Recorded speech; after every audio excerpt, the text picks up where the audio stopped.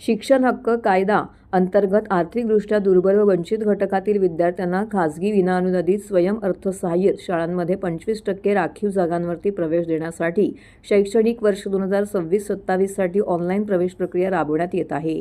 या प्रवेश प्रक्रियेच्या पहिल्या टप्प्यामध्ये 9 जानेवारी 2026 ते 19 जानेवारी 2026 या कालावधीमध्ये विनाअनुदानित व स्वयंअर्थसहाय्यित शाळांसाठी शाळा नोंदणी, शाळा पडताळणीसाठी संबंधित संकेतस्थळावरती लिंक कार्यान्वित करण्यात आलेली होती।